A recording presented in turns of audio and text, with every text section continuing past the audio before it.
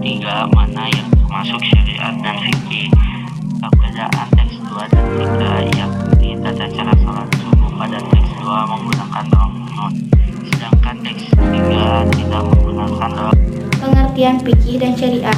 Fikih adalah suatu bidang ilmu yang mendalami tata cara ibadah sesuai aturan atau hukum agama. Sedangkan syariat adalah ketentuan-ketentuan agama yang sesuai dengan dalil-dalil yang bersumber dari Al-Quran maupun Al-Hadis. Adapun ciri-ciri dari fikih dan syariah.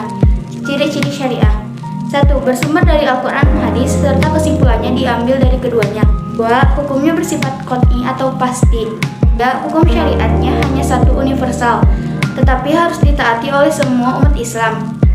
4. Tidak ada campur tangan manusia dalam menetapkan hukum.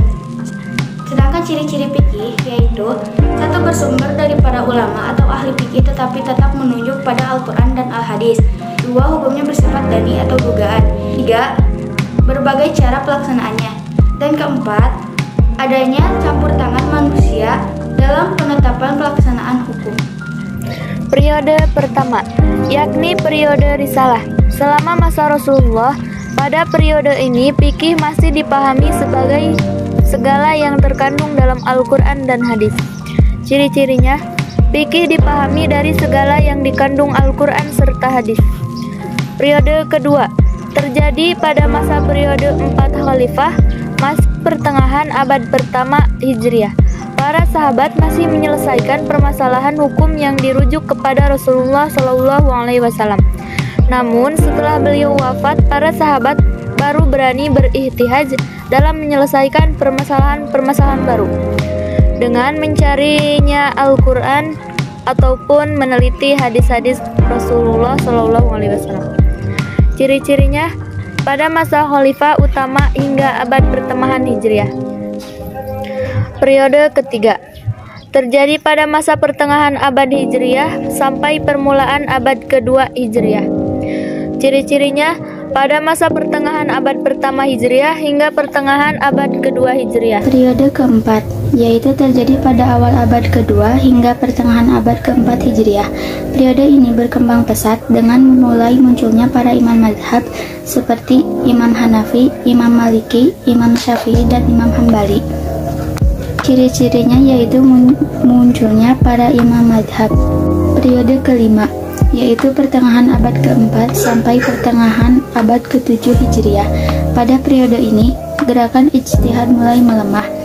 Para ahli fikih lebih fokus terhadap kajian pada pendapat-pendapat fikih mazhab mereka. Ciri-cirinya yaitu para ahli fokus melakukan kajian adanya penerapan serta penetapan buku fikih mazhab.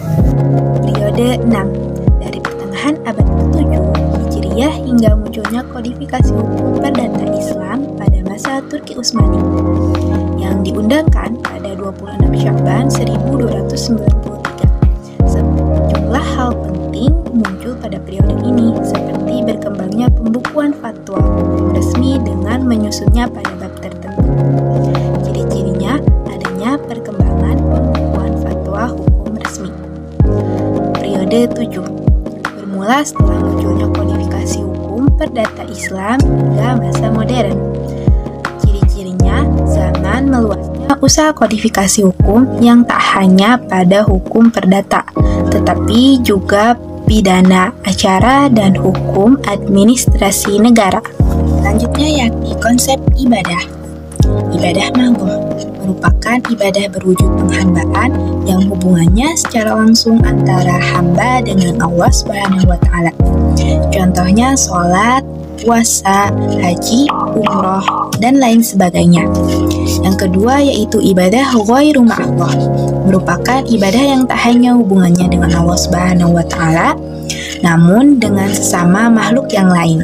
Contohnya menuntut ilmu, menjenguk orang sakit, silaturahmi, dan lain sebagainya. Definisi ibadah. Ibadah yakni melaksanakan kegiatan sebagai hamba untuk terhubung serta mendekatkan diri kepada Allah Subhanahu wa Ta'ala.